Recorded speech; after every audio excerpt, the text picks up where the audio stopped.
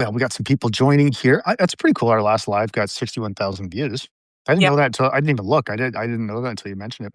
Yeah, it was it was crazy. I wasn't, you never expect that. I want to chat with you just because I'm like we've been down a similar road and it's Mhm. just nice to connect with people and you never think it's going to get that big of a uh response. Yeah, and we had a hater. I mean, it's You crazy. know, it's funny. I feel like a few people have warned me about that. They're like, once you start getting the really nasty comments, you're really reaching a lot of people. And I Totally. have you gotten nasty Oh, comments? yeah. Oh, yeah. I remember the very first time I got a nasty comment, it was like a YouTube video, and, it was like in 2017, and I'm telling you, man, I didn't sleep for like 2 days. It was like because they were like, your wife's blood is on your hands and all this stuff. Uh, Now I'm like, it does yeah. not honest to God, it does not even I mean, yeah, because like 99.99% of the comments are wonderful and you know what I mean? So Oh, it's just totally and I always think of it as when somebody makes a nasty comment, um, I try to just take the high road. Like, it's an opportunity, to try to take the high road. So, I you know mean what's funny? I have gotten some like satanic messages. Like I shared my conversation with my boys of telling them how their father died, mm, which was it was crazy because, family members of mine were like, "Ooh, do you really want to tell him how? And do you mm, really want to use that word suicide?" And every professional that I consulted with was like, "Absolutely, you do." Because you don't want there to be a moment later. First of all, children feel everything. And if you are not sharing the truth, and the truth can be shared in a digestible way for a child. If you're not sharing it, there's something now between you. mm, And that is felt. It's like in a marriage. It can be the tiniest thing, but it's felt. And I want to have a completely clear path between my children and me. Child appropriate, right?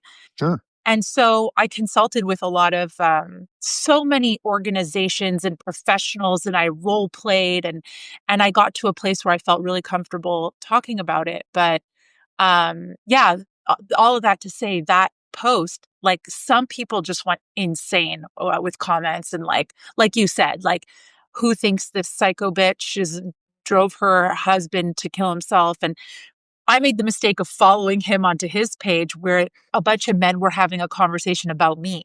Mm, And it didn't, I have to be honest, and I swear to God, this is the truth.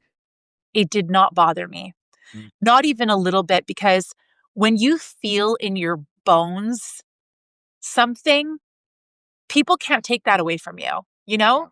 sure. But it's hard to get there. It's hard to feel that much like in your bones. But with this, I was so certain that I was like, no, I get more upset over the like feminist garbage that I see all the time.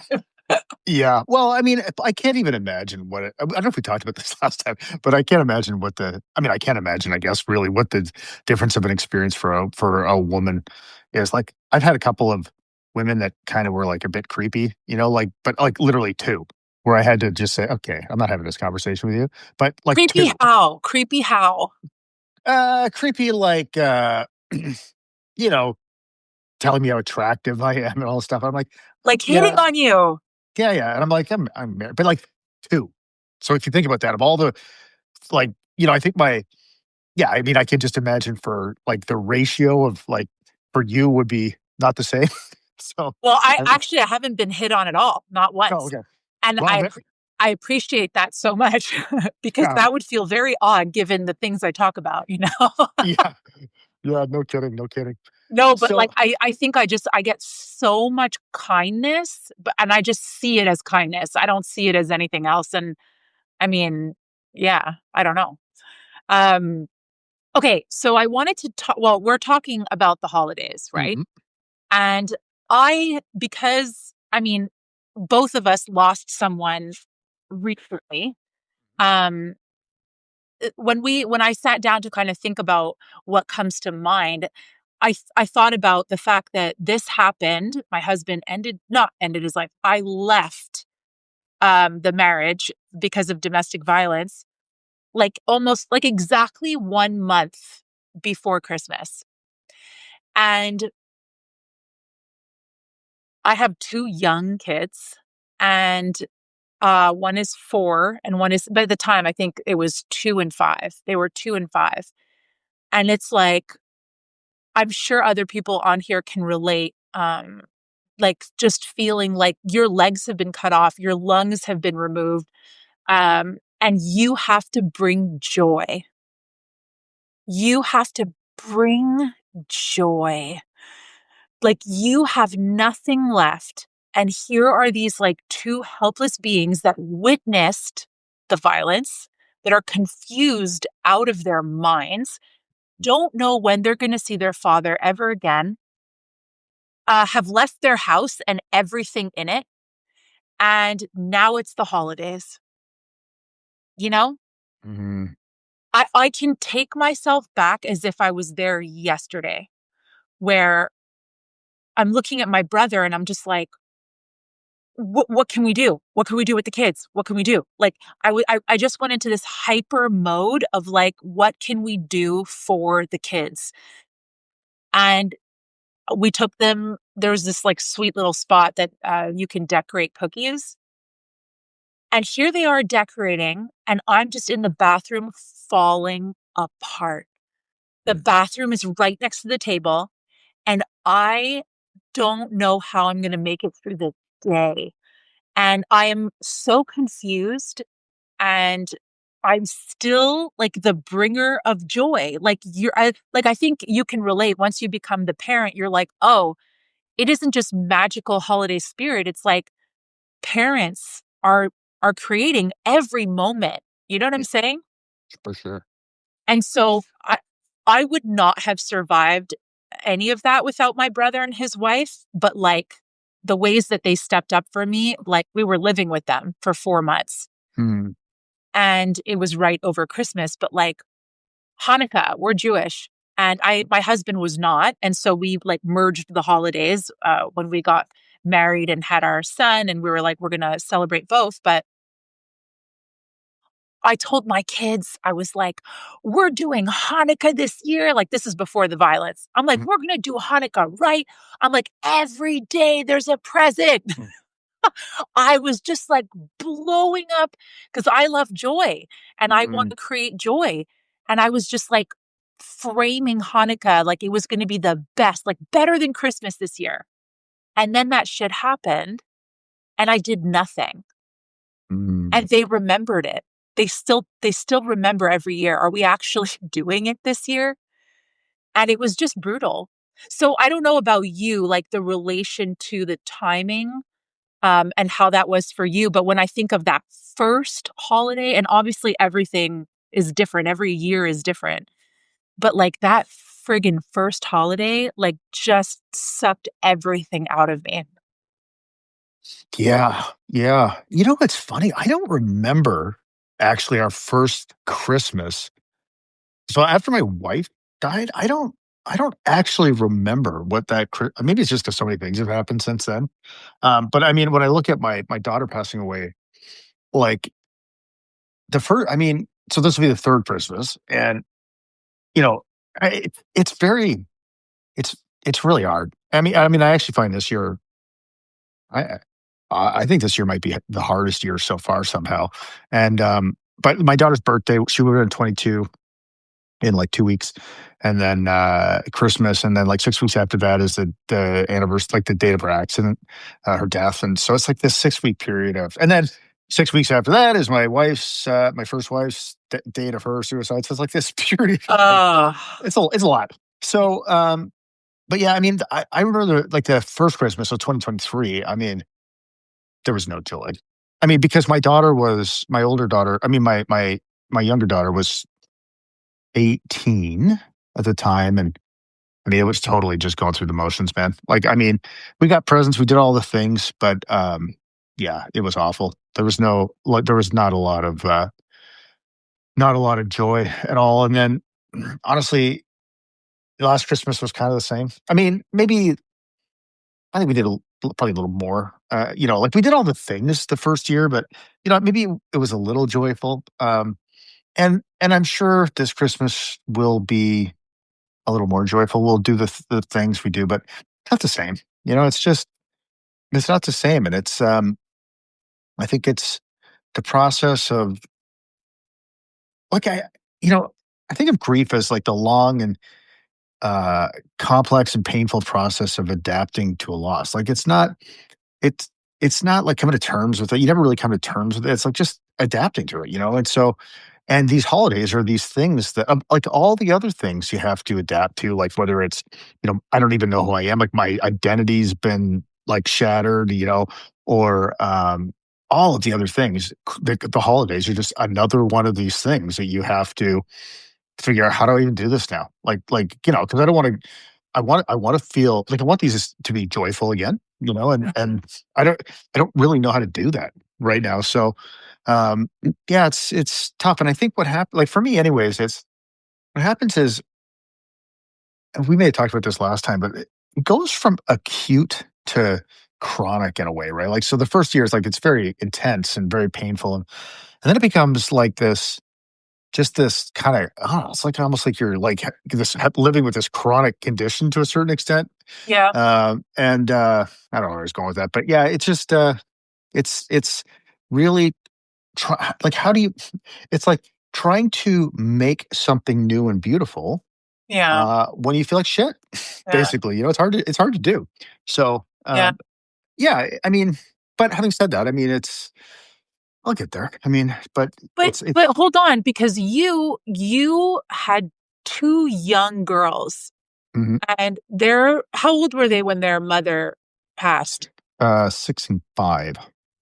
Okay, so you had to bring the joy, and you were on your own in that, right? Yeah, pretty much. I mean, uh, I was with my now wife at that time. Like we were dating at that time. Like after like by the first Christmas, but yeah, I mean, basically, and they didn't honestly, man, they did not really at that age grasp what had happened. Like I mean, they grasp it obviously, but I don't think they really funded. I mean, how could you grasp the concept? I mean, it's hard for an adult to do that. You know what I mean? Yeah, Like this person yeah, is gone. Like, I mean, when I told my daughter that my youngest, like I told him that their mom was dead. My 5-year-old at the time, my younger daughter, her first response, she just stared at me and then she goes, I said, Mommy's in something terrible happened last night. Mommy died and she's in heaven. And her first thing she said was, stared at me for a while and she goes, when is she coming back? ugh, Yeah. Right. So, I mean, like never, and, um, yeah. So, I mean, that was a level of comprehension. So, they at that age, they were probably pretty I mean, I think they were pretty joyful around Christmas actually, because I really don't think they could even comprehend what had happened, you know? yeah. So, yeah, and I was drunk, so, you know, I didn't have Oh, a problem I didn't have a problem being joyful, you oh know my what I mean? god. So, I mean, yeah, it was really hard. Are you in the same house? No. Okay. Well, I'm in the same house that we lived in when my daughter died, for sure, but not in the same house when my wife died,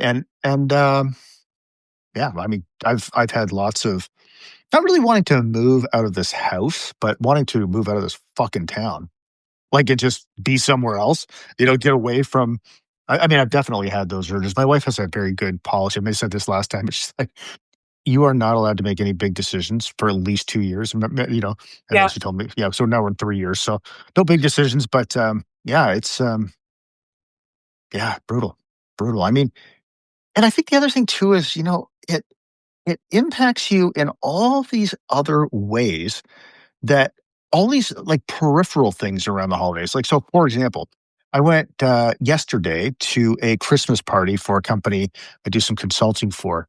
And I mean, I always used to like going to those things. I can't stand being around crowds. It's been 3 years, and I'm telling you, Isabel, it's like I go into a restaurant where there's a crowd of people and like lots of people, people talking. And even though there might have been 20 people, I feel like I'm at a rave. It's crazy. Like, and so what I almost have to do this like this strategy where I like focus on a person at a time. I can only talk to one person at a time. And it's like, so it's like even a Christmas party is like just some thing that now I'm like, Why do you think that is? Because the idea, like, I haven't gone anywhere in 2 years, and, like, if someone invited me to a party, like, like, no one is inviting me anywhere because they right. know I'm not going anywhere. Yeah. Like, just this idea of what you're talking about sounds like a nightmare to me, but Yeah. why? Like, why? I know I'm generally a highly sensitive person, but, like, in the past, I would have maybe entertained it, but what is it now that makes us not wanna do that? I think for me, it is being in a perpetual state of hypervigilance. Right, and waiting for like, I've only realized this, I don't know if we talked about this last time, but I've only realized this, like, it within the last year, like, I've been in a, like, state of hypervigilance for, like, 15 years without even really realizing it, and it's like your nervous system is constantly primed to Yeah, face a threat, and so when you're in that environment, like, you're going in and it doesn't mean that I walk around, like, on this, hair trigger of like, "Ah," I'm gonna freak. It's not that, it's at all, but it's that I'm always primed to prepare myself to face some threat, not a physical threat, but like an emotional threat. And so when I'm in that environment, like your nervous system's already like jacked up, and you yeah, go in there and there's all these stimulus, and it's unpredictable, and my capacity to like absorb it, and it feels like almost like it almost feels threatening in some way. Like it's really bizarre. Um, yeah. And so I mean, so my point, that whole thing was like even Christmas parties are not the same, you know? yeah, Yeah. yeah, that's true. Yeah, it's funny, my husband was never really big on holidays.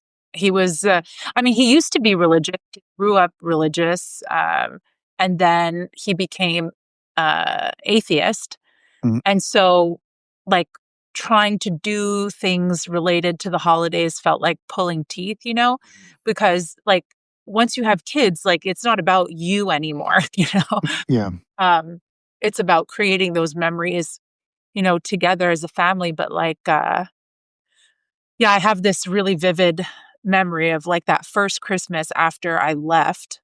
Like, it's such a weird world to be in where your person who's can't be your person anymore because of what they did, but they're still your person somehow. They're out there in the world, who knows where, Yeah. during a time where you're supposed to be with your family. And Elf on a Shelf? I'd never heard of this. I had no idea What? I'd never heard of this before. And my brother's wife bought us one, we were living with them. And my brother, first of all, my brother is the best human being on the planet. Like, I would have not survived this without him.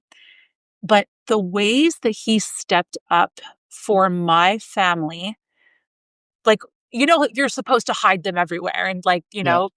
my brother, one morning we woke up and the elf was like hanging from a string from the ceiling, duct taped with a cereal box poured everywhere, like trying to get into the cereal. It looked like a Mission Impossible, Elfie on a Shelf mission. Like, it was Yeah. hilarious.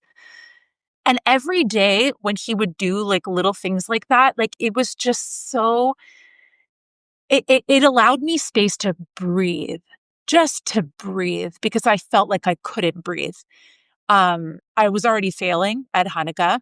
Um, I felt like I was failing at so many things. Like, even though it wasn't my fault, I didn't put myself in that situation. But, like, they're just like so innocent and they deserve joy all the time. And it's just like, if you don't like, so I think about the people, the mothers, the single fathers that don't have that brother. You know what I mean? Mm. That don't have that, and you're just like a bag of nothing, that it feels like, and you're just having to dig so deep because, your kids are grieving, you're grieving, but, like, you just don't have it in you. You just don't have it in you to create those, like, memories the way you want, you know? And you feel like you have to, because when they're 2 and 5, how do you how do you sit in your grief and be like, like a 2 and 5-year-old, they're not gonna be like, "Mommy's grieving. It's okay." You know what I'm saying? Mm. Yeah, totally. And then what will happen is that as they get older, right? Like, I mean, obviously, your 2-year-old is I mean, they're they're yeah, they're 2. Like, I mean, they have a 2-year-old has a certain level of understanding of the world, but what happens is they get older and they start to well, first of all, what happens is they get older and they if they do remember, they start to forget, obviously. Like, my daughter does not have any. She was 5, and she literally has no memory whatsoever of her, like, no conscious memories of her mom, right? So then these Christmases, they go from yeah, like, none. At 5? Really? Yeah, none. My older daughter at 6 well, I mean, if you think about it, yeah, I mean, that was, you know, 15, 16 years ago. I mean, yeah, and my 6-year-old had some very like, some memories, but, like, some very faint memories, but and then so then they have all this then there's this guilt, right, of, like, I'm forgetting, uh, that my mom or my dad, and there's a huge amount of guilt associated with that, that and then what happens is or what can happen is they start to fantasize about how things would have been Oh, if yeah. they tell themselves all these stories like, "Oh, if only." I mean, they're gonna be older and they're gonna want their dad, like, and so they're gonna start thinking about, like, how things would have been and, like, just it's Ugh. really tough, and that comes up at the holidays too, right? Like, how would this Christmas would have been so much better if mom or dad was here, and so it's really is a process of yeah, just supporting them through it while also at the same time, having an empty gas tank yourself a lot of the time. So if someone listens at some point and they are a single dad now, a new well, no, Mm. that's not the right way to put it at all. A widowed father with 2 young kids. What like, around the first holiday, like, what would you say? Stay sober. That would be the first thing. That is something I definitely did not do. Um, yeah, that's a great question, man. I think you want to try to make it normal, but like as normal as possible. But I think which is impossible, but to do your best to have some of those traditions because I think especially when you're young, like when your world is shattered, what do you want? Like, you want like, we all crave some level of safety and stability, and Mhm, part of the thing when you lose somebody is that sense of stability is gone, like, it's severely impacted, so imagine for a kid who's just like most adults, they wanna feel safe, like, having some familiarity, around, what you're doing, whether it's putting stockings up or whatever, if you have any little yeah. routines or rituals or putting cookies out for Santa Claus or whatever, I think those things are I think those things are really important, but I also think it's really important to I just think one of the most powerful skills a human being can have is and most people don't have this skill, and especially guys don't have this skill, because I've worked with a million of them, and I've not met one, who actually knew this before we teach it to them, but is emotional validation, right? It is recognizing that your kids they are devastated and they will be upset, and times like the holidays are obviously can heighten that level of upset, and it's not something you need to fix. You Oh, just need to validate their emotional experience. Yeah, I miss your mom or dad too, and it's really freaking hard. And, yeah, like, that's it, you don't have to distract them, you don't have to try to help them totally. reframe it or, like, whatever, like, none of those things. You just have to sit with it, but it's very hard for a parent to do that because everything in you wants to be able to take your kid's pain away, and you cannot. Yeah, that's so true. It's so hard.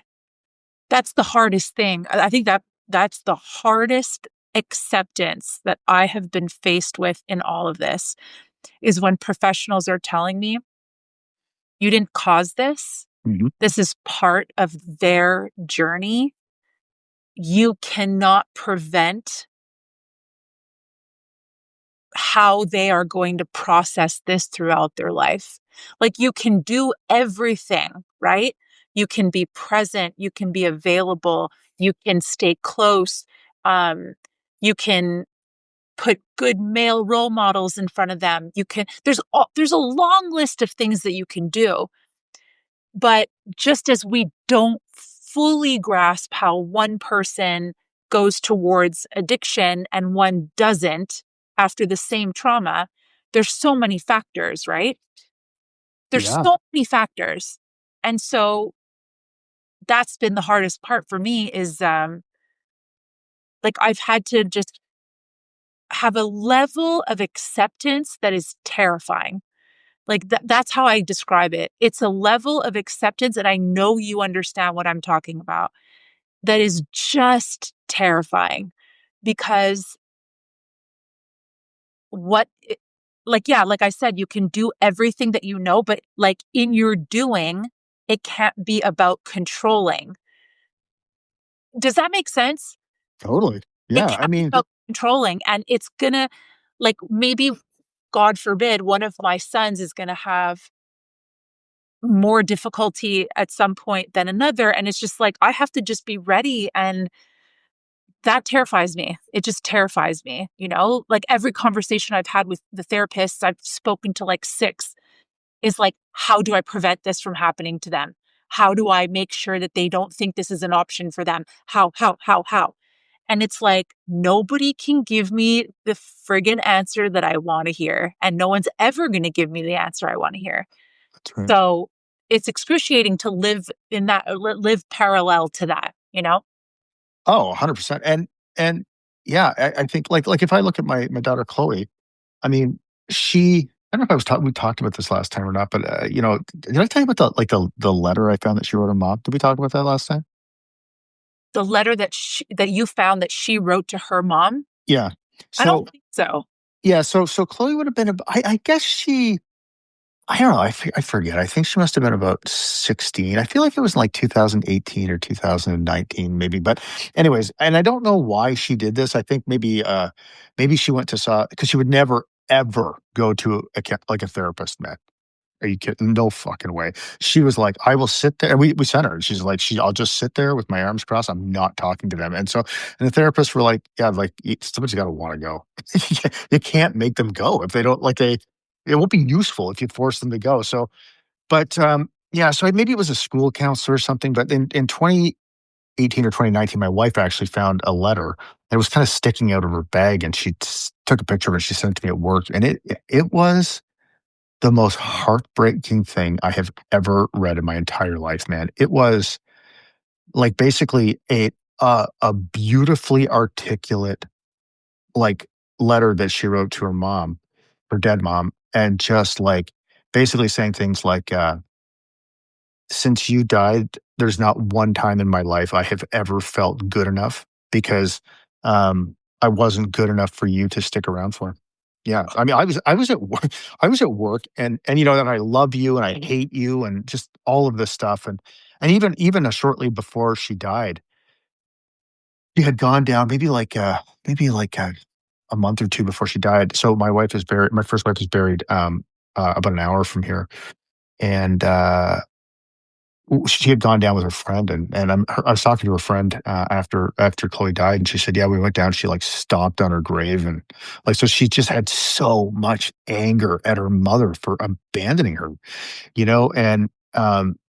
and yeah, it was really hard. I mean, like and so that and then what happened was that shattered self-esteem started to play I mean, it was the one thing that I find the most upsetting thing of all, I think, is that so I tried to be like, I mean, I run a freaking my business is like a coaching business for dads. Like, I mean, like being a good dad is like really important to me. And I just, we're all flawed. And obviously, like, I'm not saying I'm a perfect dad or anything by any stretch, but it's like, it is really important to me to be a good dad. And, and, what was I going with that? Sorry. Uh, The letter you found from yeah, Chloe. yeah, yeah.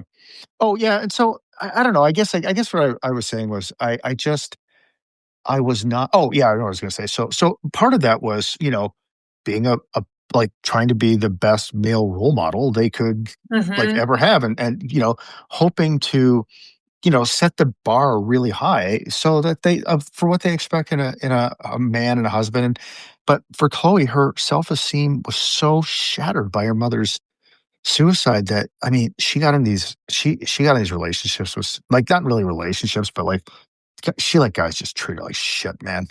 And I did not know that at the time because she just lied about so many, like, just so many things. Like, like, I could, maybe I was too naive. I could not believe that, like, it never occurred to me that she was lying, like, right to my face, like, Right. making up whole stories about things that never happened, like, lying about how much money she made per hour, about, like, how much she was paying for rent, like, for little lies, big lies.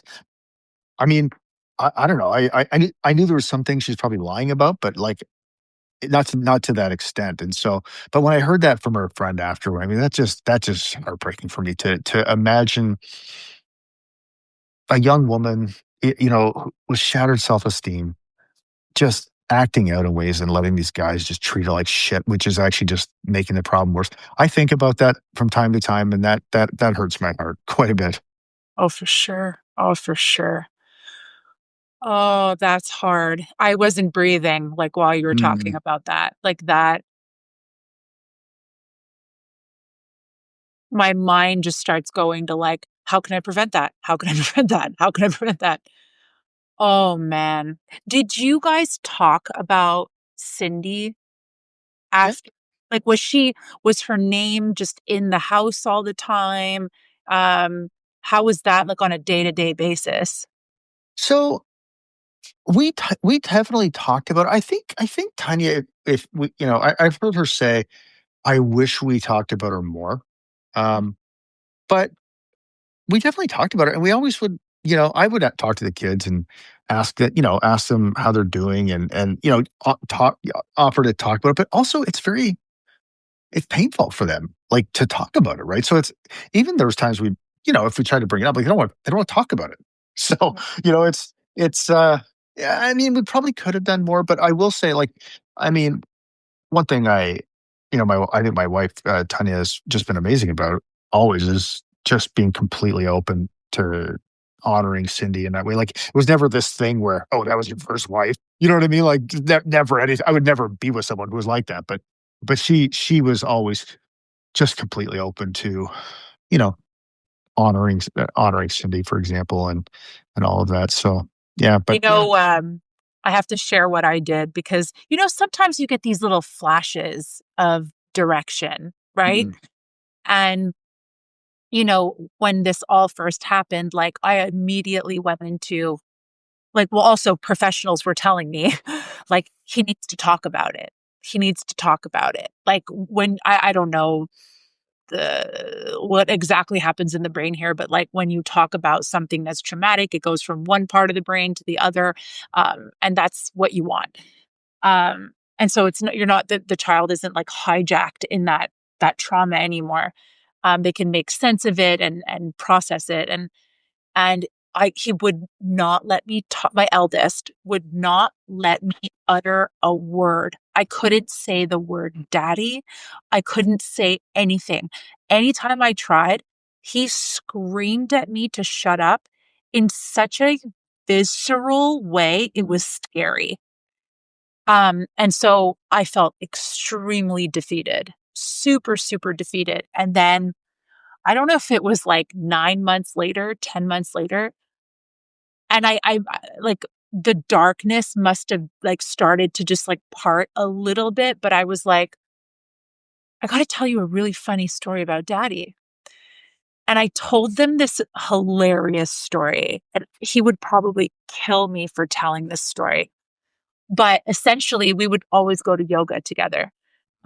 He was a music manager. He managed like big name music bands, and he also did his yoga teacher training, and that's how we connected on yoga. And so we used to go practice all the time. And one time we went, and he got in downward dog, and he let one rip so insanely loud that I swear to God, my head thought, "Is that a bear?" Like I was literally like, "That sounds like a bear."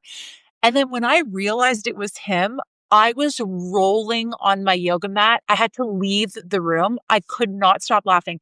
And now my kids are laughing. And now my kids are laughing.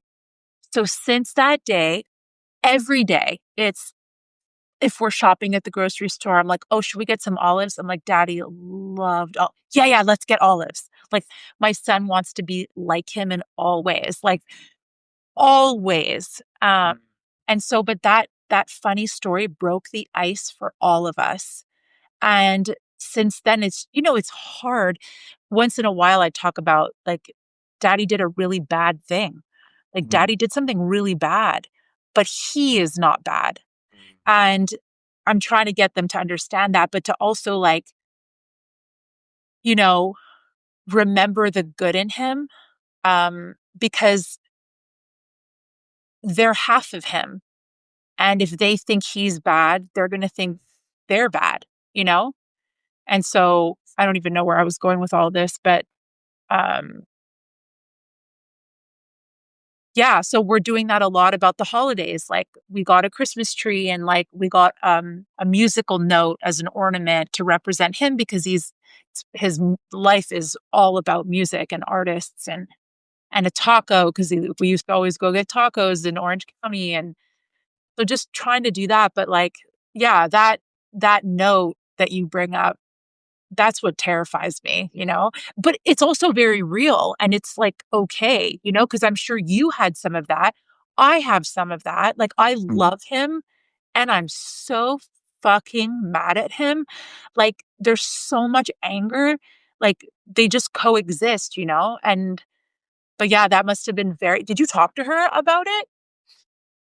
In only indirectly because we found it without her, like, she didn't know we found it, but what I will say is to that point is I I very rarely, um get up get have been felt angry with Cindy because I lived through the nightmare she went through, and like we were talking about last time, like, I honest to God don't know if I don't think there's any way I would have made it as long as she did. So the idea that she took her own life, I mean, she went through such unbelievably inconsolable mental anguish. Like, who am I to judge that decision? But in that moment, um I remember, man, I was so fucking mad. I cursed her. I was like, pardon my horrible language here, but I was like, "You fucking cunt."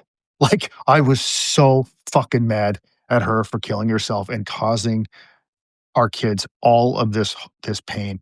It passed quickly, like, but in that moment, man, it was like, fist shaking at the sky type Yeah. of Yeah. anger, Yeah. but it was because it wasn't really anger. Like, I mean, I think one of the things anger is usually a secondary emotion, right? Like, and I think that what I realized is it wasn't really me being. I mean, maybe I was angry at Cindy, but what it really was it was a reaction to. It was just a really visceral reaction to this intense feeling of abject helplessness. Like, 100%. Yeah. yeah. Yeah. And I think too, on this point, I mean, it's not really about the holidays, but there's something kind of it just popped up is that you never know. Like, part of the really challenging thing is that we are all obviously completely unique human beings, right? So, and we're all born with different levels of like hardwired with different levels of sensitivity and reactivity and all that kind of stuff. And so, what happens is when you like in talking to a lot of therapists, like just about not like both for myself, but just talking to therapists and curious about this subject is, you know, they often say like, you know, it's when highly sensitive people, it's it's when bad like traumatic experiences really fuck people up when it happens to highly sensitive when highly sensitive people have trauma or invalidating experiences, right? So, obviously trauma, but invalidating experiences are like, somebody telling you you're worthless or Yeah. not paying attention to you or telling you your art project's a piece of shit, like all those kinds of things, right? So, and Chloe's a very, very sensitive kid. So, but what you can't because we're all unique, you literally have it's almost impossible to predict how your kid or really any other person is going to internalize what you're telling them, right? So with Chloe, like with the kids, we actually didn't tell them that their mom had killed herself like for a few years, just because I mean your approach probably was a better move actually, but like we just didn't know what to do, and so I I don't was like, I don't yeah, blame you at all for that. oh, When I found out, because we weren't living with him anymore at that point, mm, when I found out that he ended his life, I think I waited a month, because initially I was like, "I can't tell them." I'm never, ever, ever gonna be able to tell them this. It's not gonna happen. mm, And then, you get a little stronger, you get used to the information, but, I did everything I could to prepare myself to go into that conversation, and it was terrifying. It was absolutely terrifying, and I thought the most terrifying part would be to tell them, but it's not. It's living a life after mm, telling them and what every year is gonna bring and how they're gonna process every milestone without having a father, yeah, That's the hardest part. It's not telling them. But, yeah, I mean, I don't know if this has happened to you, but, I also don't blame my husband for what he did. I understand why he did it. Where my anger comes from is that he was able to get that violent with me. mm, That's where the anger comes from, because, you take care of somebody, you don't even know what you want anymore. And you're not even doing it on purpose. You want them to be okay, and you're ready to, give your life for them to be okay. And then they hurt you so badly and scare you so viscerally. That's where my anger comes from. Um, yeah. Well, but what a violation, right? I still haven't made sense of it. It still doesn't feel real. And the part of the reason why I asked you if you're still living in the house is because we left that night. We left that night. We went back twice to get a couple of things. Then we sold my friggin' house Mm, like months later. We never went back. So it's not like, oh, when I look here, that's where we used to have breakfast as a family. That's where we used to all these things. I've been in different environments and I'm in a new environment. And I still haven't held his urn. So for me, it's like, oh, sometimes I still think he's on a cruise somewhere. Like for me, I still think it's not completely real. Um, I don't know where I was going with that. My mind is blanking. that's okay. Yeah, I mean, well, yeah, you know, I so on the I just continuing the thought of like how people internalize things, right? So what I did was I wanted the kids when the kids were old enough, I wanted them to understand how much like what their mom's experience was like how horrible it was, but not only how horrible it was, how hard she fought, man. She did everything, like everything. I mean, uh, psychiatrists, psychologists, programs, like retreats. She went to India for 6 weeks to do like this crazy intense yoga retreat, everything, man. And nothing worked. Nothing, everything got it just got worse and worse and worse. And so my intention of telling the kids this was obviously to say, it's not like your mom just woke up one day and didn't like you guys and decided to end her life. She had lived through hell. And it was because of how much she loved you that she fought as long as she did. Although I think about this now. And it is very easy for me to see how Chloe probably internalized that as, "Okay, wait a minute. You're telling me my mom did all that shit and none of it worked, and now you're wanting me to do the same shit? Screw you, buddy. I'm Oh, not," and yeah, I could see why she would think that, but it never even occurred to me at the time that she might be internalizing that message that way, you know? Yeah. and you can't prepare for that. No. You can't prepare for that, and it's terrifying. Oh, it's so hard. Yeah, for sure. Yeah, it really is. You know, remember well, before when I asked you what would you tell a newly widowed, Yeah. uh, father, what I would tell someone that's going through something similar right around the holidays is lean on everybody. Lean on everyone. Call everyone. Come and hang out with my kids this afternoon, do an activity with them. Can they come over and bake cookies with you? Like they need, there needs to be energy that's not just you, like who's dealing with the immediate grief of that immediate family member for all of you. You know what I mean? There needs to be a wave of relief, a reprieve, you know? And if I said it twice already, but like my brother, man, like when he would just take over and like read to the kids and this and that, or his wife was amazing. They were just like they were superstars, like neutral, not that they weren't feeling obviously it was a loss for them too and super super difficult, but like call on literally anyone. And if you don't have the energy to do that, ask a friend to do it Mm. for you. I need food. I need this. I need that. Like I have my friend Rachel, I've talked about her plenty. All I would need to do is say, Rachel, I need this and this. And I would say, I got to go. And it'll be done. To find that person, and if you don't have that person, maybe it's someone at your church or like, you know, like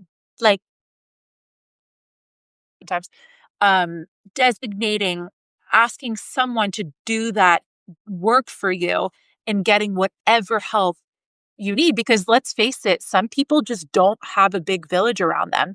You know, some people just do not have that. And Rachel, she's spoken to me so many times about like when someone in her community is dealing with something very personal or health related. It's like they get on these meal trains and like I'd never heard of that before. But how beautiful is that? You know, like people, the community coming together, but like not being afraid to lean on and ask, like just no shame, because you know what? One day you're going to be in the position to help people in that way and you're going to do it. And your time to pay it back is not now. Your time right now is to take. You know what I'm saying? Yeah, totally. And, it's funny because I noticed you're talking about Rachel sounds absolutely amazing. And what's interesting is you're talking, I noticed that my friend John joined. He's watching this chat. And I just wanted to just kind of say publicly that John is not nearly the friend that Rachel is. So I just wanted to put that out there. You suck, John. Okay. So, Step up, John. yeah, Actually, Rachel was just here. Rachel, okay, I need 30 seconds on yeah, yeah, Rachel. of course, of course. Okay, so Rachel was my husband's business manager. Okay, she saw him in a parking lot. My husband was like the big shot in town, fancy car, like doing the fancy job. And she walked up to him and she was like, I'm going to work for you. And she ended up working for him.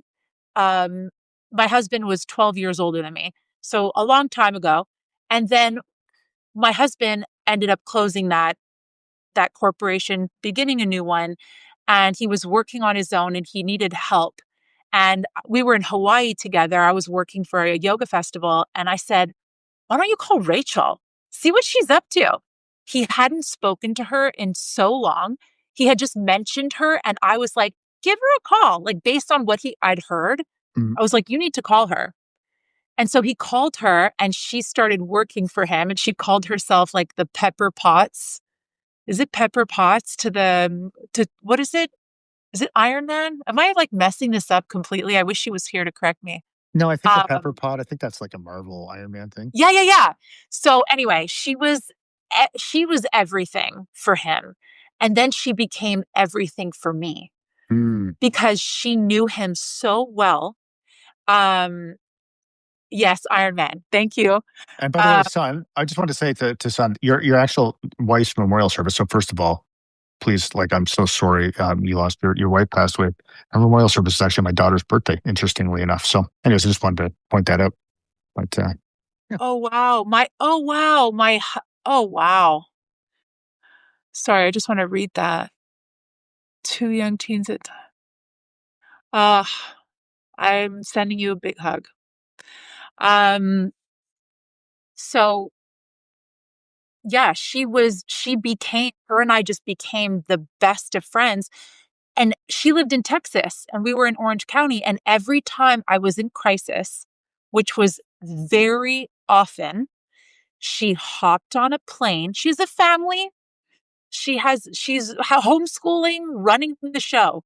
Hopped on a plane, came to make sure we were okay, wouldn't leave until there was a plan.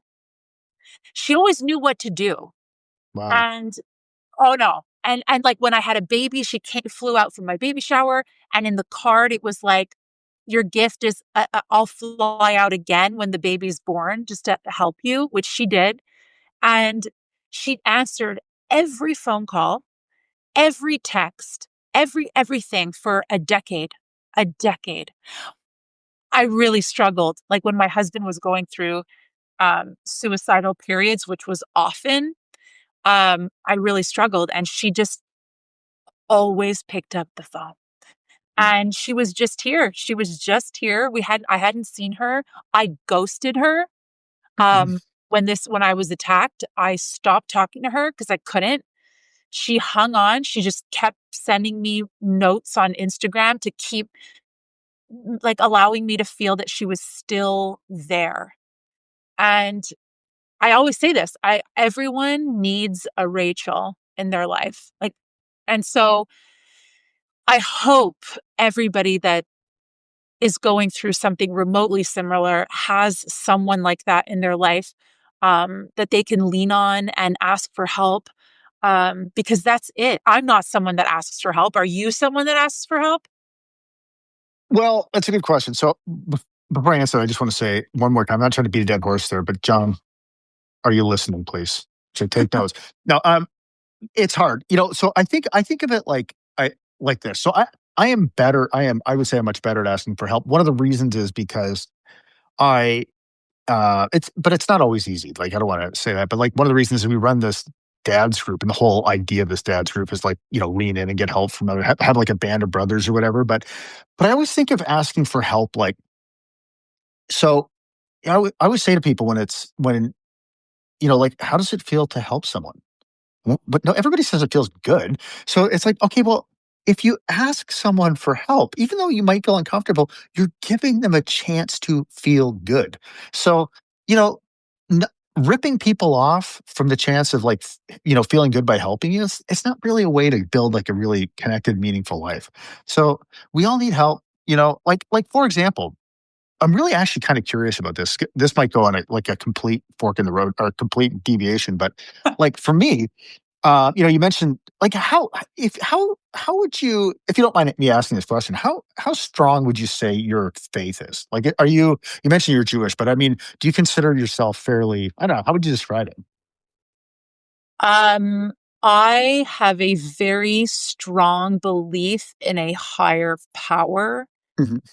That higher power is not God per Mm. se. I'm not anti God. Mm. I'm not sure. Yeah. There's definitely a higher power. I believe in just nature and cycles, and trust, and yeah, I have faith. But it's a little bit broad. Does that Mm. answer your question? Yeah, yeah, totally. Because the reason I'm asking is because I was just interesting. I was just talking to John about this yesterday, the day before, but um, so I grew up basically an atheist, uh, like, until I was about 40, and then, become 40, and then I'm like then you as you get a little older, I start to become aware I basically don't know anything, so how could I be certain about really anything?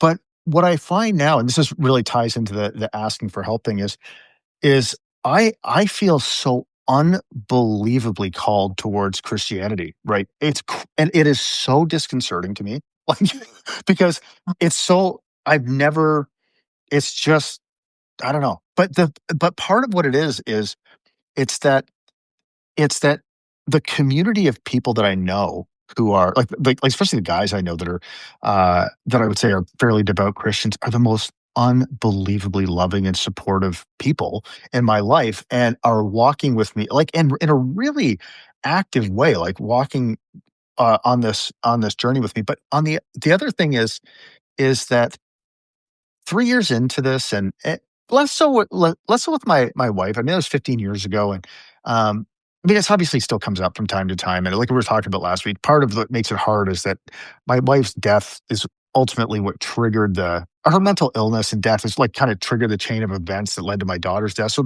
they are related, obviously, but what I find is that I I am so tired of carrying this alone. And even when you're asking like, I find like, even if I have people to talk to, it's a fucking lonely, man, because nobody knows what this is like. I mean, even if somebody else has lost a child, I mean, of course you can relate to it, or if you suffered a loss, but my relation I'm a unique person, Chloe was a unique person, my relationship with Chloe was unique, so the backstory was unique, so, like, everybody's experience is unique, and what I'm finding for myself right now is I am so fucking tired of carrying this that I just want to I'm feeling, like, incredibly called to just, like, basically prostrate myself and give it to God somehow, and I don't even know what that means, but it, like but It I'm feels trying right. to It yeah, feels like, right. yeah, so it feels right, so, yeah, but it's such a if you had told me, like, even 5 years ago, I would be having this conversation with someone, I'd be like, "You're insane." So, Well, yeah, I think when life has handed you what it's handed you, you kinda have to look for God.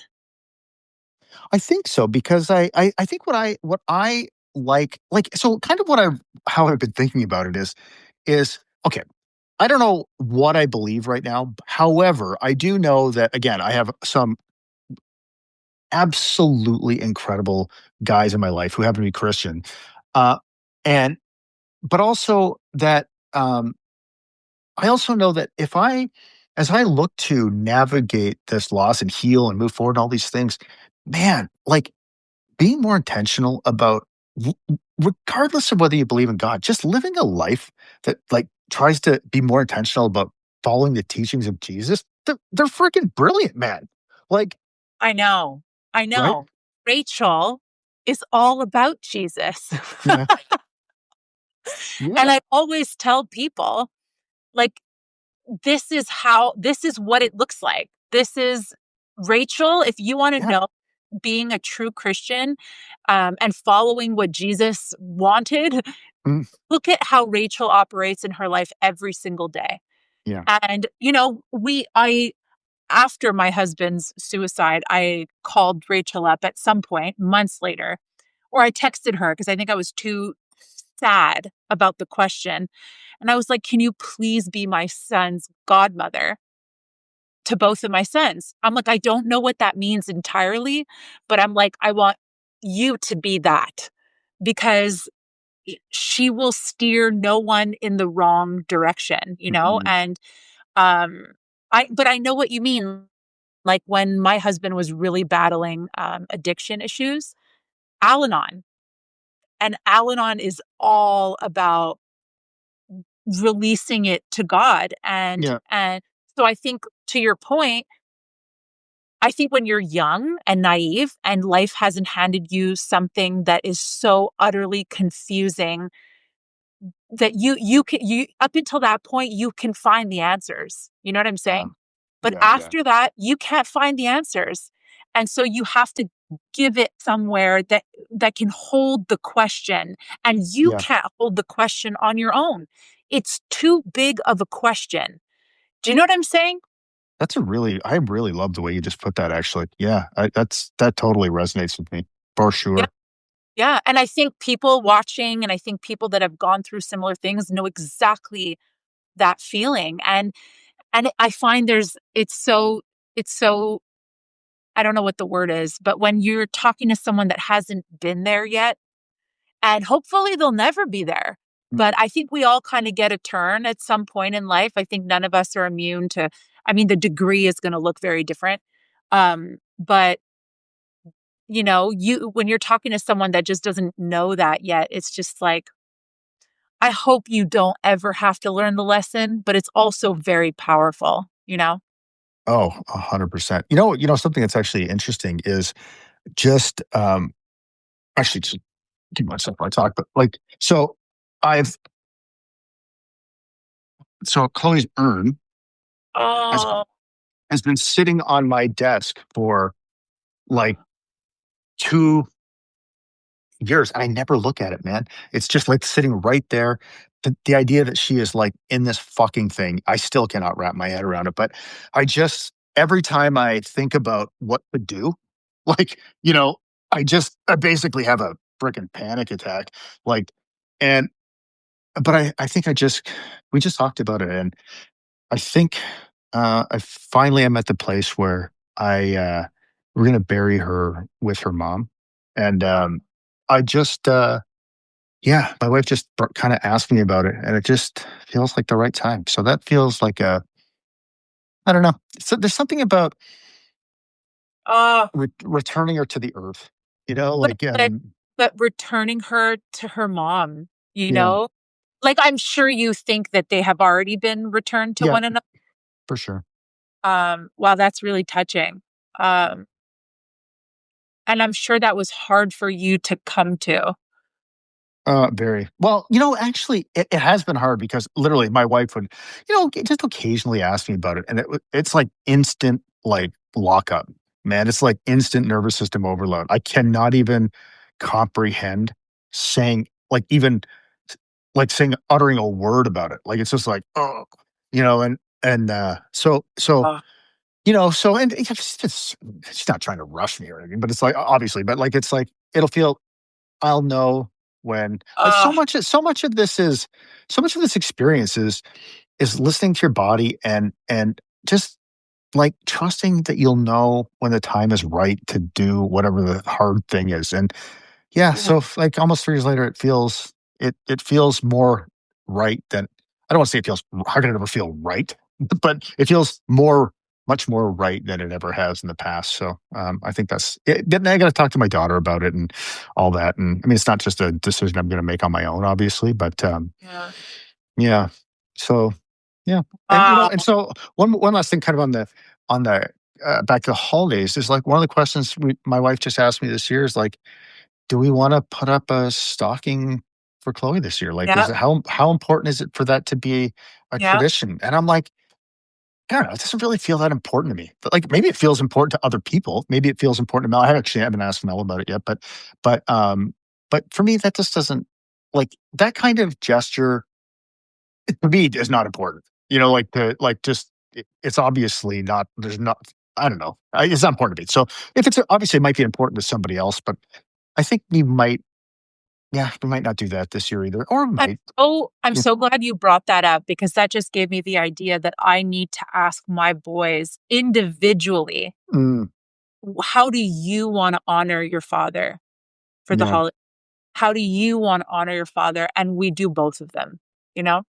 yeah, Because maybe someone needs to ask you that. How do you wanna honor your daughter for Christmas? What feels right for you? yeah, yeah. I don't know. That's a great question. My younger daughter got an ornament. I wish I was gonna dig it out before this call. I want to show you, but I'll take a picture of it at some point. But I think for the first Christmas, or maybe it was last year. No, it was the first Christmas. She got us an ornament with like me. So me and my wife. It was just like on Etsy, and it was like this really beautiful ornament, but it's like Chloe with angel wings, my wife, and then my Mhm. daughter. Oh god, I cried just thinking about it. It's just the most meaningful gift I Oh, have ever received from anyone, and, yeah, so it's like, you know, and every year, like, one of the things that we would put up every year is there was an ornament of Chloe, with like, it was a ball, like a clear ball, and on one half there's a picture of Chloe. Interestingly enough, this is act I fucking never thought about this till just this second, actually, but so on that ornament, it was an ornament of Cindy, picture of Cindy on one side, and then the other side's a picture of Chloe as a baby with angel wings. That is fucked, now that I'm just saying that out loud. I never clued into that until right this second. But that's something that we put up for the last for a long basically since Cindy died. And so part of that is like these part part of like is having like realizations like the one I just had. Like, wow, that's pretty weird. But even like putting an ornament up takes on new meanings. Like, you know what I mean? Like, so it's like it's like the big things, it's the little things, it's the peripheral things like the Christmas parties and like cards, like, what do people write on a card? Do they put your daughter's name, like your dead daughter's name on the card? Most of them do the first year, then the second year, not so much, which is understandable. But like it's pretty hard to receive a Christmas card and you're looking at it and there's only 3 names on it now, so it's like everything in a way. yeah. Yeah. Yeah. I mean, yeah,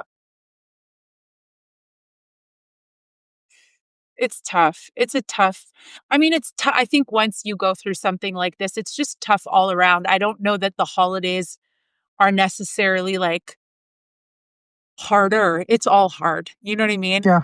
Yeah. It's just all hard. Yeah, for sure. Yeah. I feel like how do we wrap how do we gotta end on a high note here? Maybe we should do squats. No, we won't do that. How do we end on a high note? Um, oh, I mean, this just popped in my head. I don't know.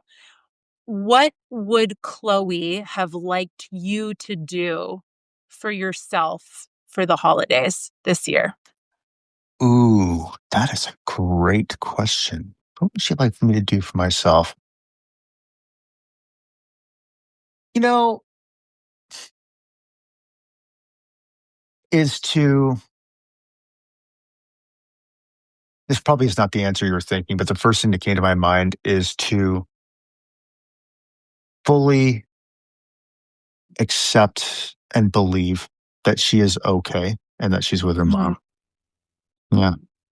I love that. And that why wouldn't that be what I'm thinking? That's perfection. I love that. I think that's beautiful. My answer would be the same. Like that it's okay. Like it's all around that it's okay, you know? Yeah. And Yeah. I love what Sarah said here. She said no need to end on a high note. And she's right. We don't Yeah, need for to end sure. on a high note For sure. because this shit is hard. And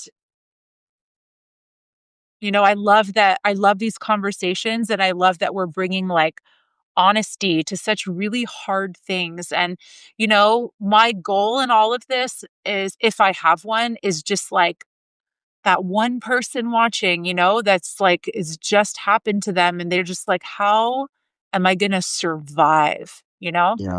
How am I Yeah. going to survive this? And then to see two people talking the way we are. And, I'm definitely not out of the weeds. And I don't think I'll ever be completely out of the weeds. I don't think we ever can be.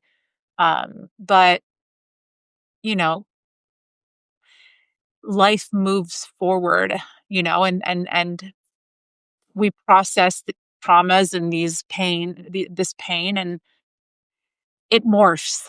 It morphs. I like that word. It morphs. It does. And I think like that's always the message I want to get across to people. It's like I am obviously perfectly and just like you are. And I think to your point, I think it's important to talk about how unbelievably hard like this can be. And at the same time, it it does not have to be the end of your life. You can you can continue to, even though it might not look like what you expected, you can you can heal and you can grow and you can learn and you can get back up every time you take a knee and still build a meaningful life that maybe again is not the one that you were looking for. But I also think that you I think that the duality, kind of like the yin and yang, I guess, is unless you've really known darkness, I don't think you can really appreciate joy, you know? And so I think of, even though I don't have a lot of as much joy in my life as I want right now, I know that it will return. I mean, and it's not like I do have some joy in my life, but it's just not like what it was, obviously. But I know it will return. And I know that as it returns, I will be so much more uh, grateful to experience it than I might have been had I never experienced how dark things can actually get. So to me, that's a gift that you know comes from a tragedy like the ones we experienced. Oh, absolutely. I mean, I think with my situation, it's very hard because of what happened, like the violence of it. Mhm, Like, just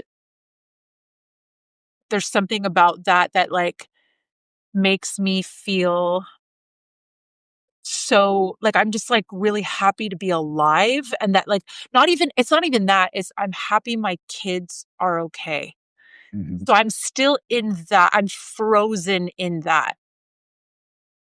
And, like, I don't think I've processed more than that. Like, I'm still in a, like, I'm just so happy my children are okay that I haven't even really processed everything else yet. And it'll come and it'll happen and I'll have really hard days and, um, I'll write about it. I'm sure you will, and I will read it. Well, this was so great. Yeah, I love talking to you about this, and I think you're really brave, and, um, I hope we do it again yeah, absolutely. So do you actually live in Montreal or do you live outside of Montreal? outside of Montreal. Oh, Yeah. I was gonna say, 'cause I think we're thinking about going to Montreal over the winter time. So if my wife and I go to Montreal, I would love to get together for a coffee. I You think that'd be amazing have for the to. yeah. You have to. Yeah, oh my god. You've been to Montreal? Oh, yeah, it's such a great city. Yeah, I've got a Formula 1 race and, gone there for work and stuff, so, yeah. I'll have So all the recommendations, like, just yeah, ready for you. No, we absolutely will get together. That would be yeah, amazing. I'd love to meet your wife. She just seems yeah, like a very special soul. she is. She's amazing, for Yeah. sure. Cool. Awesome. Well, thanks so much for the time. I love talking to you too, and, I don't know, maybe we'll do another one. Who knows? Yeah, we'll see. We'll see. Well, hold on. We're like early December, so I'm sure I'll talk to you before, but Yeah, yeah, have a wonderful, well, no, not have a wonderful, just have a holiday. I will. Same to you, buddy. Alright. All Take right, care. take care. See ya. Bye.